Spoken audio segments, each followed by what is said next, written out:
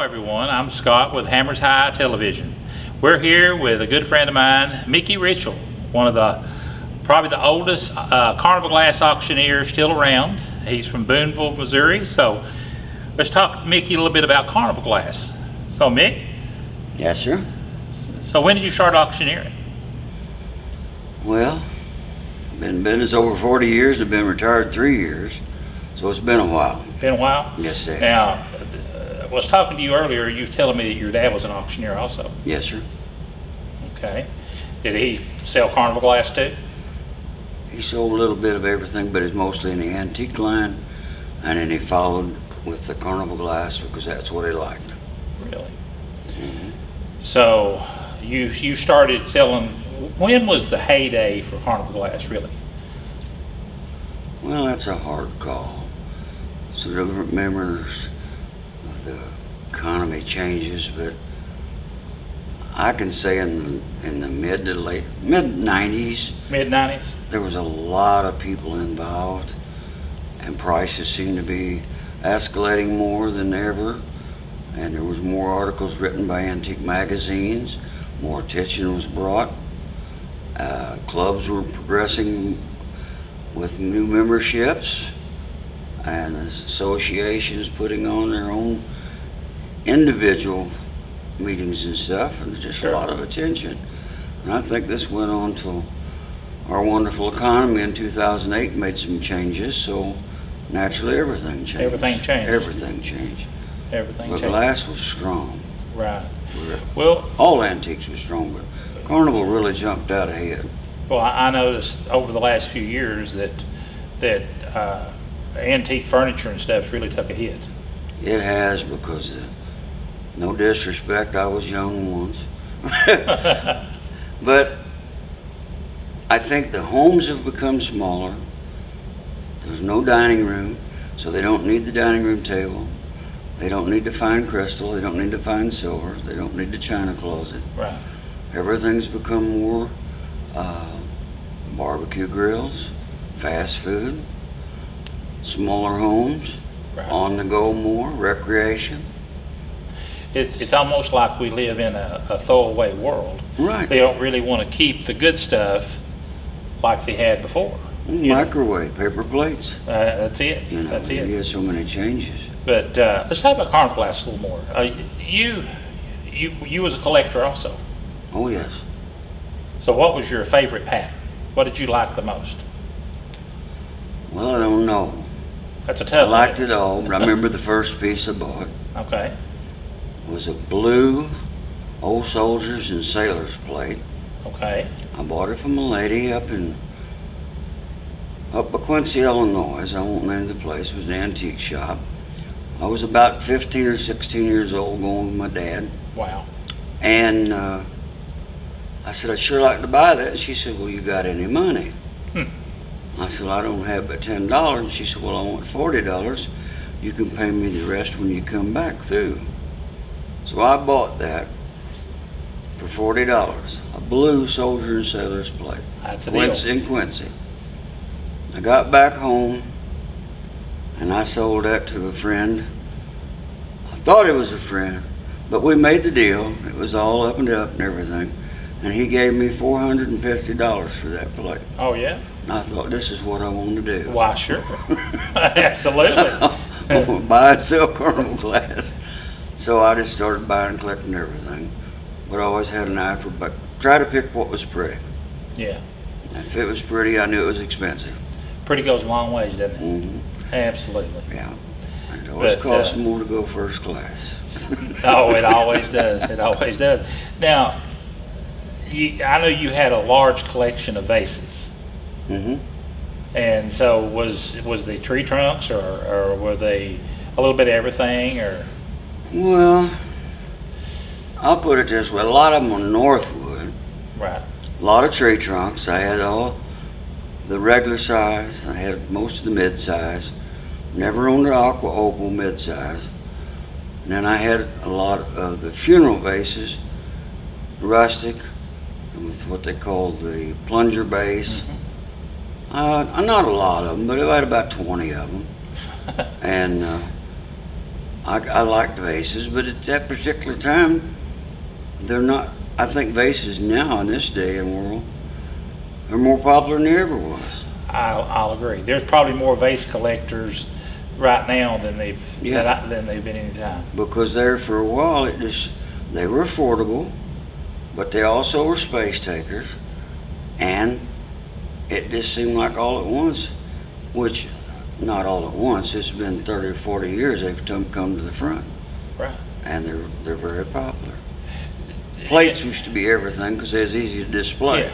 Yeah. Well, it's like plates seem to be at this time a little hotter than bowls. You take a peacock on the fence plate, seems to do better than a peacock on the fence bowl. Right. Those pieces, it's like in Kentucky, there's a fellow there that's got a peacock on the fence plate in aqua opal. Mm-hmm. And of course, I've tried to get it for years, and he still won't part with it. And of course, I've never seen one. Have you? A plate? No, not an aqua opal. Seen a peach opal. Oh yeah, yeah. One. Yeah, I think I know where it's at now, Yeah. and there may be two now. I don't know, Yeah. but I know there's one in Pennsylvania. Really. Yeah, and so, but when we started collecting 7-8 years ago, prices has failed, even in the last 7 years since we started. And of course, I was a vase collector. That's what I loved. And then, I love play. I'm like you. I loved it all. There was no really, but with things coming out of the woodwork, stuff that we didn't know existed. I mean, you've seen that happen too. Sure. Did you ever own any jardiniers? No. Never owned a Jordanaire vase. That's one of my favorite things. Never did. And so, so you retired, what, 3-4 years ago? Yeah, I believe it's been about 3 years now. 3 years. Yeah.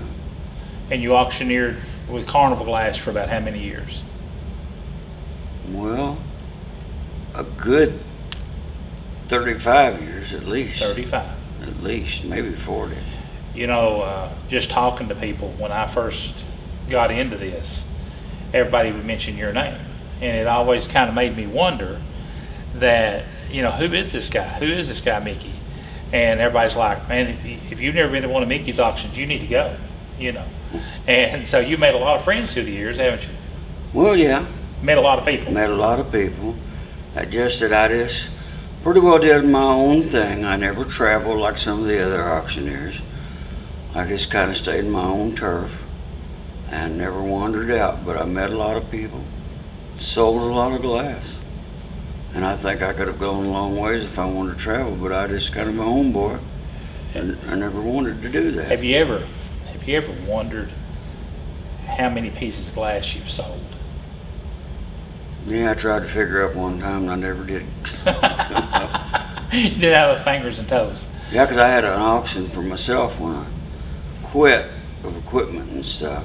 Oh yeah. And people bought all my old auction brochures and all the old price guides and everything. Now I wish I'd have kept a few of them. Well, if you get to wanting some, I know where there's a bunch at. Do you? Yes, I do. Wouldn't be in Nebraska, would they? No.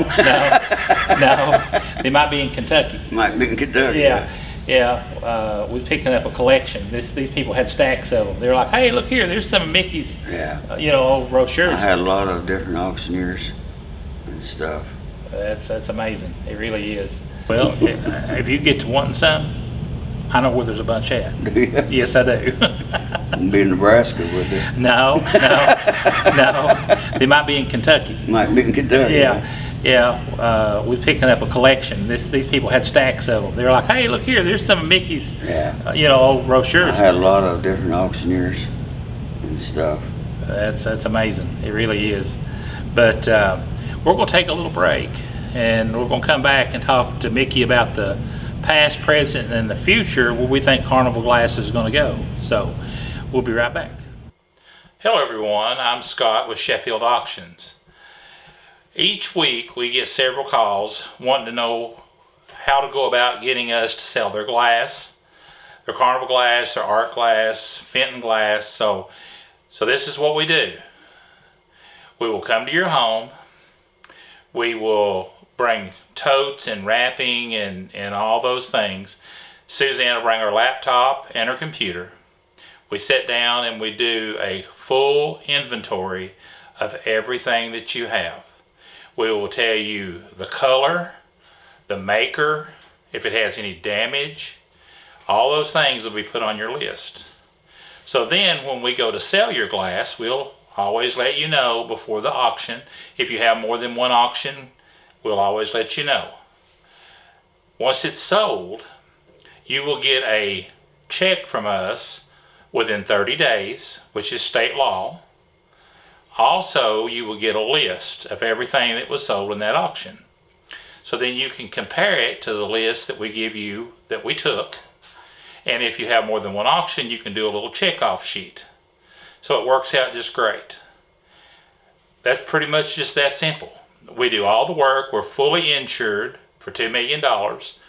We come and get your glass. We wash it. We take care of it. We put it online and get it all ready. So it's very simple process. So if there's anything we can ever do to help anyone that's got Carnival glass, Art glass, Fenton glass, and some other things too. We've got into silver and some other things. So if you ever have a question, you can always give us a call at 606-306-1792, or you can go online to SheffieldAuctions.com and check us out. If you ever have any questions, just let us know. Have a great day. All right, we're back with Mickey Ritchell from Boonville, Missouri, an auctioneer, and a good one at that. So, Mickey, let's talk a little more about Carnival. So, when Carnival, people started buying this stuff up, a lot of people had Carnival, like I hear people say, it was my grandmother's and she got it back in the 30s and 40s. Mm-hmm. And, you know, we had a lady, I got a vase from a lady that she won at a carnival. At a carnival. And it was a tree trunk, funeral, amethyst. And I said, really? She said, yeah, it cost a nickel. And she threw a ball into the vase. Mm. And I thought how cool that was for a nickel, you know. And she had it, and she let me buy it from her. So I felt pretty blessed, you know. Sure. And I love the story behind it. So, with Carnival glass, you know, people were collecting all the way back then, don't you think? In the 20s and 30s? Yeah, in a different fashion. In a different fashion? Yeah. In a different fashion? Yeah. In other words, it was a souvenir. Right. Versus people probably didn't have it. They hadn't been bitten by the bug. They hadn't been bitten yet, that's right. So, things were tougher. And you said in the 90s is really when people started buying more of it and collecting it in the 80s and 90s probably. Well, but along through the 60s and 70s too. Yeah. I seen it coming up. Yeah. And I think clubs had a lot to do with it. And then there were the antique shows. Right. And then I don't know when it took place, but then we had the malls, the flea markets. Right. And the hunt was on. And the hunt was on. And then there was different individuals that came out with price guides to follow. Right. Different fields. And like I said, the clubs, and the more pictures and the more exposure, the more interest. Right. Well, you know, when we go pick up glass to sell, people always have stacks of books. Right. And it's amazing how many people wrote books on Carnival glass. True. It was amazing. There's people that collect a lot of references. And you know, and it's still continuing. You know, there's different people putting out, you know, little pamphlets and different price guides, and you know, you got Doty and I guess Hooked on Carnival now is doing it, and so all that stuff really helps the collector. And but you know, now we're here at the point of here it is 2022, and Carnival glass does not seem to have the same kick is it had a few years back. I think I think a lot of the old collectors have moved on, and if we don't get new collectors, do you think Carnival Glass will always be as popular? Well, that'll be interesting to see, because I think that covers all fields of antiques for us. When I say antiques, using the word glass, china, porcelain, Right. not furniture and stuff, but the cabinet stuff, cabinet vases and everything. Right. They got to have a want for it. But there's still a lot of the older people buying, because they just feel like there's an opportunity now to buy something they couldn't afford years ago, Right. and they may sell off several special pieces just to get that one special I piece do it all the time. to say, I finally got it. Right. And it's the thrill of the hunt. Competitive. It's very competitive sometimes, and sometimes it's happened to me, get a little bit, want more than my pocketbook can handle, but I'll go ahead and tackle it. Right. A little bit down the road, I regret it, but then a little later on, I'm glad I did it. Well, sure. So, Sure. Well, so- one of my favorite sayings is it's only money. Yeah, And, there'll be more. yeah. Just tell them that they can make more tomorrow. Make more tomorrow. We'll make more glass. Well, I hope that people that are collecting, it's just like my kids, I don't think my children will ever be interested in it, although my grandkids, I've got a couple of them is loving it. So hopefully those kids, the grandkids, all across the country will find a love for this stuff like me and you have. Right. And if they do, then this thing will carry on for another 50, 60 years, or maybe on more. Well, what they're doing too now, I think there's more selective buying, and I've had a lot of people ask me, I think you buy that special piece for color, pretty, condition, and sometimes condition can be wavered if it's limited production and you want it. You accept the flaws and things, and you live with it. You go with it, because Right. if it's in that group. I know I've worked with coins and stuff, and there's a lot of people, they grade it and it's priced accordingly condition. Right. But it can be 200 years old and you can hardly read the date, somebody still wants it. Right. Well, It's specialty I item. was sitting at a convention a few years ago with a fellow by the name of John Rogers. I know that gentleman. You know John? Yes, sir. John looked at me and he said, "Now, Scott," he said, "where I made my biggest mistake in collecting carnival glass, some of the best pieces I ever seen as far as color had a little problem with them. Little chip, little damage." And he said, I ain't buying nothing that's got damage. Right. He said, "That's the biggest mistake I ever made, because I could have bought it way cheaper, and it looked great sitting in my cabinet, and I would have loved it just as much." Right. And he said, that was one of the biggest mistakes that I made in collecting this stuff. And, it's just like the young collector. What kind of advice, if you had somebody that's in their early 20s that finds a piece of glass, if they wanted to start collecting, what kind of advice would you give these people? Well, I think I would buy, I go by eye appeal, more so than I would by pattern, because this is what's happening now. There's a lot of patterns that have been overlooked, but right now with our changing in times and age groups and everything, there's a lot of pieces coming out that have been in the back of the cabinet, have been moved to the front of the cabinet because they're just outstanding color. Right. And it's not necessarily the pattern as much as it used to be versus the color and the condition. Right.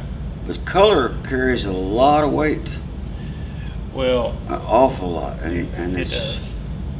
And not only that, you don't have to have $1,000 right. to buy a good piece of glass. No, I mean, today you can get in this thing for $30-$40 and start buying glass, And of course, the good thing about it is we have all this literature out there. We've got all this stuff online, and a lot of these people won't make the same mistakes that I made because I bought anything that shined.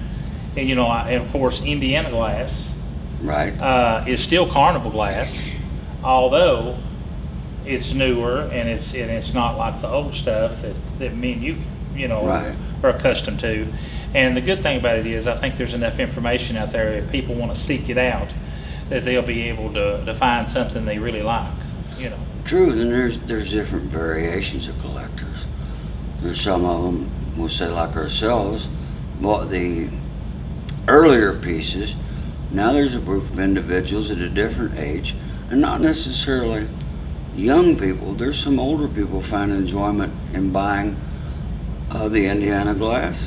Fenton is a big word in the industry Wow. for its glass period. It's really coming on too. And it's coming on. There was individual pieces that people could look up, signed by Kreider, Hansen. They're actually one-of-a-kind pieces. That's right. And if you're looking for something beautiful, it's affordable. But there's been a piece or two here in the past few quarters that have brought some pretty high bucks Oh, yeah, in the thousands. because they're one-of-a-kind. Well, and of course, I like Kreider stuff and I like Hansen stuff, but I think the Hansen stuff for me, everybody's got their own taste. Mm-hmm. But the color didn't get no better than that. Yeah. I mean, it's outstanding, Beautiful pieces. beautiful stuff. And so there's a lot of people collecting that stuff now. And you talk about the Fenton glass. We have some Fenton auctions that are outstanding and stuff that with a sticker on the bottom for $100 is bringing $500 and $600 now. Right. I think that's going to be the next big thing. I think it's really already here. Well, you see this in Fenton. I see it right now. It's hard for me to adjust to. Dealing in antiques, we used to sell what they call a lot of gone with the wind lamps. Oh yeah, People are not familiar with them. They're usually a ball and a secondary ball on top. Well, Fenton come out with some of those, and they were in poppy. There was in different patterns, different colors, and now they have brought in excess of $1,000 versus that antique lamp bringing $100. that's exactly right. And it's happened within just a very short period of time. That's exactly right. Matter of fact, we just picked one up in New York, and they call it Cabbage Rose. They think it come from the 20s and 30s. It's 3 feet tall. It's red. It's gone with a wind lamp, Mm-hmm. and we're thinking somewhere around $5,000 is what it'll bring. Yeah. Very, very rare, and those rarities are out there. They And these are. people that's going to yard sales and going to antique, I call them junk stores, they have that opportunity to find a good piece like that at a real good price. Oh, They yeah. just need to learn about it and study about it, and I think that's a lot of it is knowledge. What Well, you yeah, learn. and a lot of things are complicated. All auctions, I think, not degrading them, but when the eBay came on, the network on the computer, because we all found out a lot of things we thought were rare. There may be a lot of them, put it this way, there may be 2 of them in Missouri, there may be 30 of them in New York. And we didn't know that before because we'd never been exposed to that. Well, that's one thing I would And that never. brought a new market. One thing I would never say as an auctioneer, one of a kind. Yes, you don't. Because I promise can you, get you if in somebody trouble. got one, they sure do. Mhm. But I love the whole auctioneer thing, and to me, that's what brings on the excitement of the whole auction is when you get 2 people dueling it out, and the chant Right. from the auctioneer and all those things is what really, for me, makes this thing fun. Well, the thing that's changed so much is the online auction has kind of got away from the entertainment amongst collectors. Right. They used to all go gather and party, and now they sit at home, eat a sandwich, and Yeah. bed at home. Well, and they saved $1,000. And they saved right. That Because map it's go. expensive to go to a club It is. functions, no disrespect to the clubs, but a lot of people I felt, and was told it's a rich man's hobby because not too many people can take off 3 to 5 days Right. and go to a convention and spend $1,000, which that's a low That's figure. very conservative. That's a conservative Yeah. figure. And then go back home and then say they had a wonderful time. You're right. Because most people couldn't afford to do that. Well, that's right. That's right. It is a fun thing, but not everybody could play. Well, you know, the online thing has been good for the seller. And Right. it has been It's because excellent for that. it's really helped. But I think that we still have a place here Mhm. for the auctioneer. Right. There's auctioneer schools is not even teaching the chant anymore. They're just saying everything's going online. So, and in most states, you don't even have to have a license to do online. So, why bother? You know. But we hope that these clubs stay in business, and if they'll stay in business, that'll help this hobby to continue. That's true.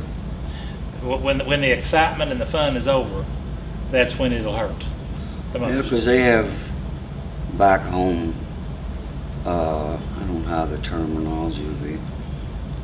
Let's say our A&W root beer stand. Right. They have cruising, Oh yeah. and they bring all their old cars every 4 to 5 weeks. You could have a glass cruise. There you go. You bring some glass and Yeah, show it bring off. some glass and show it off. You don't necessarily have to be a big convention or something. It'll be a good time. Individual times, there's coin clubs everywhere, Oh, I bet they are. the small ones, and it gives them an opportunity to visit, meet each other, do some trading, do some selling, and it's people have got away from, I don't know the terminology, of just getting together and having fun. Right. The world's not too much fun right now, Yeah, as you right. all know. It's you got to think about living, taking care of your children, your grandchildren, and things like that. And it's hard to have a little extra left over, but It that is. appreciation's still in people's heart. They just get Well- a chance to get out there and work it. Well, you know, I had rather go and buy a good piece of glass, Yeah. because I had to go to the golf course and spend Oh, a couple of $100 yeah. bucks, or go gamble, or go whatever. I like to have something tangible that I can bring back home, sit it on a shelf, and look at it and say, I love this thing. You know? I'm snickering now because I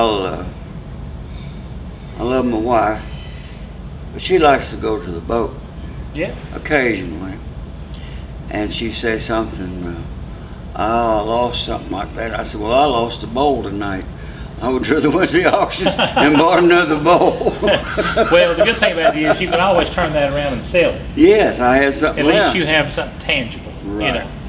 But you know, I always enjoy talking with you and listening to stories and through the years that you have, and you know, it's always good to remember back how things was in the past, and that's all we have.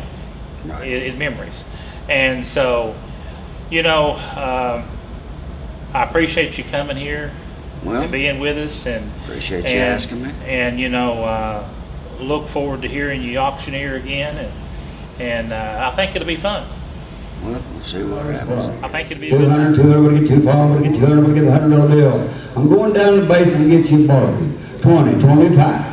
I get 25, I get 30, 30, 30, I get 35, 35, I get 40, I get 45. 45, 50, 50, now 55. Now $60, what about 60, sir? 60, how about 70? 70, we give 80, 80 get 90, 90 would give 100, 90 would give $100, would give 100, would give 100, would give 100. 90's the bid, 100, $100, let's go, $100, 90 would give 100. Bids in the room, 90, 100. I got 90 would give 100. This is a big, beautiful vase. 90 we're going a little bruise there, but it's a dandy. 90 would give 100. I got 90 would give 100. 90 would give a shirt should have started. 90, 100, 100. Got 10. I got 100 would get 10, 10, 10, 110, 10, $100 bill 10. I got $100 bill, now 10 would get 10, 10, 10, 10, 10, 20. I got 110, but I get 20. I'm up front. 110, 20. You guys got it. 110, 20. 120, 130. Sir, but I get 130, 130, 130, 120, but I get 30. You've been in all this time. 120, 130. I got 120. Just think how much gas it's going to cost to come back and get it loose again. 120, 130. I got 120, but I get 130, 30. Anyone else? Those out there listening, it's here today. 120, 130, 30. Would I get 130, 120, would I get 130? So to 120.